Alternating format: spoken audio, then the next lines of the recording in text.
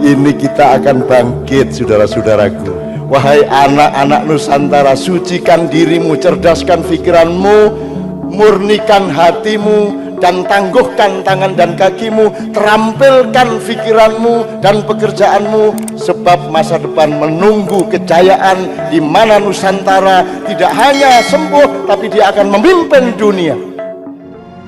Pada edisi ini, kami akan melanjutkan pembahasan dari edisi ke-18. Seperti yang sudah kami sampaikan pada edisi ke-1 dan edisi ke-18, Nabi Idris alaihi salam adalah manusia pertama yang pandai membaca dan menulis dengan menggunakan pena, serta membuat catatan-catatan ilmu pengetahuan dan teknologi super modern yang dipakai saat itu. Bukti catatan beliau yang dikenal adalah Ahnuk atau Henok, termasuk catatan harta amanah Tuhan. Kemudian catatan dan pengelolaannya dilanjutkan oleh Nabi Nuh alaihi salam, Nabi Daud alaihi salam, Nabi Sulaiman alaihi salam, Nabi Muhammad Shallallahu alaihi wasallam, dan sampai saat ini dikelola oleh satu orang, Raja Nusantara. Bangsa Lemuria di benua Atlantis mencapai tingkatan tertinggi ilmu pengetahuan di segala bidang, termasuk membuat patung tiruan manusia putra Nabi Adam alaihi salam menjadi hidup, yaitu idol Wat, idol Suwa, idol Yaquts, idol Yauk, idol Nasr, dan menyembahnya dengan alasan agar bisa lebih khusyuk beribadah saat melihat patung-patung tersebut. Mereka menciptakan patung hidup tersebut dan menganggap bahwa sejak nenek moyang mereka yang menciptakan patung hidup itu adalah ilmu pengetahuan yang mereka punyai, dan dikembangkan secara terus-menerus. Di zaman Nabi Nuh alaihi salam inilah, manusia mulai meragukan adanya Tuhan, pencipta alam semesta dan semua isinya termasuk manusia. Di zaman ini juga, semua teknologi yang ada di 3 dimensi maupun 4 dimensi berkembang sangat pesat. Tuhan kemudian mengutus Nabi Nuh alaihi salam untuk mengingatkan dan mengajarkan tauhid kepada keturunan bangsa Lemuria agar mereka kembali ke jalan Tuhan. Tetapi kesesatan dan kesombongan mencapai puncak saat para penguasa saat itu menantang Nabi Nuh alaihi salam untuk meminta Tuhan yang disembah oleh Nabi Nuh alaihi salam menurunkan azab dan siksa ke mereka, bila memang Tuhan itu ada seperti yang selama ini didakwahkan oleh Nabi Nuh alaihi salam. Beliau kemudian memohon kepada Tuhan untuk menurunkan siksa yang amat pedih, seperti yang bangsa Kanaan minta. Sejak saat itu, orang-orang sesat tersebut ditenggelamkan, dan peradaban bangsa Nusantara yang maju dan makmur, teknologi super canggih dan super modern hilang, terserak air bah yang didatangkan oleh Tuhan. Referensi Al-Quran Surat Al-Mu'minun ayat 41-42. Lalu mereka benar-benar dimusnahkan oleh suara yang mengguntur, dan kami jadikan mereka sampah yang dibawa banjir. Maka binasalah bagi orang-orang yang zalim. Kemudian setelah mereka kami ciptakan umat-umat yang lain. Referensi Al-Quran Surat Al-Isra ayat 16. Dan jika kami hendak membinasakan suatu negeri, maka kami perintahkan kepada orang yang hidup mewah di negeri itu. Tetapi bila mereka melakukan kedurhakaan di dalam itu, maka sepantasnya berlakulah terhadap perkataan, kemudian kami binasakan sama sekali. Referensi Al-Quran Surat Al-Isra ayat 68-70. Maka apakah kamu merasa aman bahwa dia tidak akan membenamkan sebagian daratan bersama kamu, atau dia meniupkan batu-batu kecil, dan kamu tidak akan mendapat seorang pelindung pun? Ataukah kamu merasa aman bahwa dia tidak akan mengembalikan kamu ke laut sekali lagi, lalu dia tiupkan angin topan kepada kamu dan ditenggelamkannya kamu, disebabkan kekafiranmu, kemudian kamu tidak akan mendapatkan seorang penolong pun dalam menghadapi kami. Dan sungguh, kami memuliakan anak cucu Adam, dan kami angkut mereka di darat dan di laut, dan kami beri mereka rezeki dari yang baik-baik, dan kami lebihkan mereka di atas banyak makhluk yang kami ciptakan dengan kelebihan yang sempurna. Referensi Al-Quran Surat Al-Haqqah ayat 11-12. Sesungguhnya ketika air naik, kami membawa kamu ke dalam kapal, agar kami jadikan sebagai peringatan bagi kamu dan agar diperhatikan oleh telinga yang mau mendengar. Referensi Al-Quran Surat Yusuf ayat 111. Sungguh pada kisah-kisah mereka itu terdapat pengajaran bagi orang yang mempunyai akal. Al-Quran itu bukanlah cerita yang dibuat-buat, tetapi membenarkan yang sebelumnya, menjelaskan segala sesuatu, dan sebagai petunjuk dan rahmat bagi orang-orang yang beriman.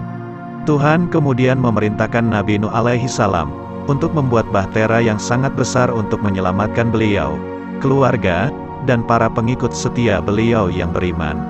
Saat para pengikut setia beliau masuk ke dalam bahtera, dan binatang keledai masuk terakhir, saat itulah setan juga ikut masuk melalui keledai yang kemudian terus ikut sampai ke keturunan Nabi Yakub untuk meneruskan ritual pemujaan berhala, dan dikenal sebagai bangsa Samiroh, bangsa tempat Dajjal dilahirkan.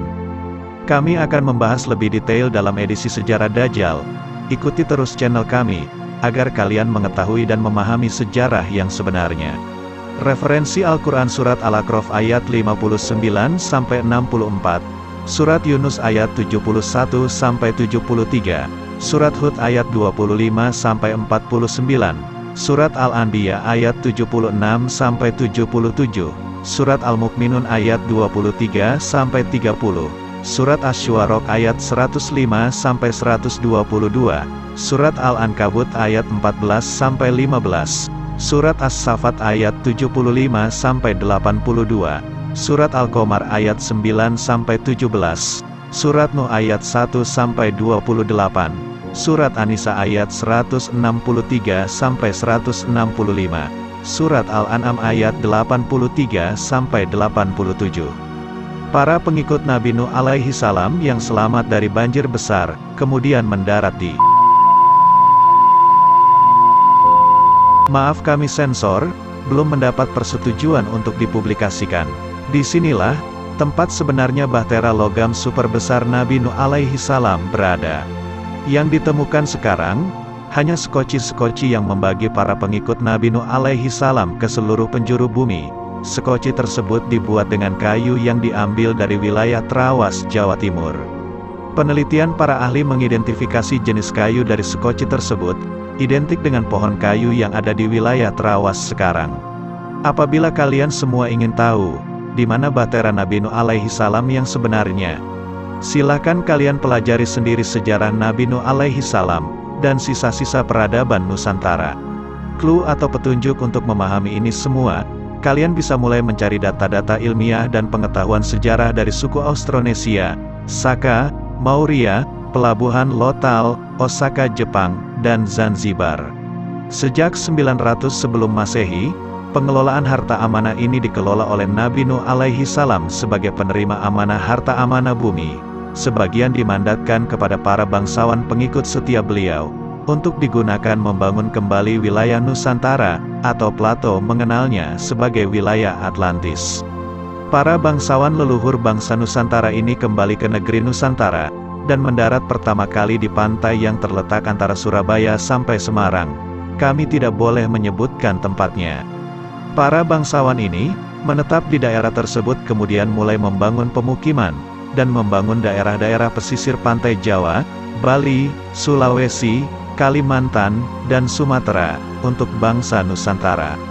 Sampai tahun 1100 Masehi, peradaban Nusantara kedua ini kembali maju dan menguasai perdagangan di bumi, dari mulai negeri Nusantara, daratan China, India, Amerika Selatan serta beberapa wilayah Afrika kembali bersatu menjadi bagian dari wilayah negeri Nusantara. Kerajaan Nusantara dan Kerajaan Pengelola Wilayah atau Government, selama ribuan tahun telah melaksanakan tugas memakmurkan segenap bangsa, dan harus kalian semua lanjutkan sesuai dengan cita-cita pembukaan Undang-Undang Dasar 45 secara benar, untuk mencapai kemakmuran negeri tercinta Nusantara. Tim channel Nusantara Peradaban Dunia, mendapatkan data dan fakta dari wawancara khusus, Kitab Suci Zabur, Taurat, Injil, Al-Quran, buletin ilmiah, pakar ekonomi dunia serta penelitian para ahli yang sudah didokumentasikan. Kami berharap generasi Z dan generasi Alfa rakyat Nusantara, ikut berperan aktif dan mempelajari sejarah Nusantara yang benar, serta mensupport channel ini dan menyebarluaskan informasi kebenaran. Kami menyadari, bahwa kebenaran tidak akan menyenangkan semua pihak, tetapi menyampaikan kebenaran adalah tugas putra-putra terbaik Nusantara dan harus dijunjung tinggi. Apapun resikonya, Tuhan bersama kami dan kalian semua.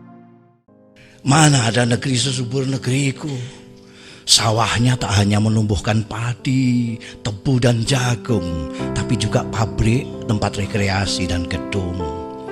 Perabot-perabot orang kaya di dunia dan burung-burung indah piaraan mereka berasal dari hutanku. Ikan-ikan pilihan yang mereka santap bermula dari lautku. Emas dan perak perhiasan mereka digali dari tambangku. Air bersih yang mereka minum bersumber dari keringatku. Mana ada negeri sekaya negeriku, majikan-majikan bangsaku memiliki buruh-buruh mancanegara. Brankas-brankas bank ternama di mana-mana menyimpan harta-hartaku. Negeriku menumbuhkan konglomerat dan mengikis habis kaum melarat. Rata-rata pemimpin negeriku dan handai taulannya terkaya di dunia. Mana ada negeri semakmur negeriku, penganggur-penganggur diberi perumahan, gaji dan pensiun setiap bulan. Rakyat-rakyat kecil menyumbang negara tanpa imbalan. Rampok-rampok diberi rekomendasi dengan kop sakti instansi. Maling-maling diberi konsesi. Tikus dan kucing dengan asyik berkolusi. 20 tahun yang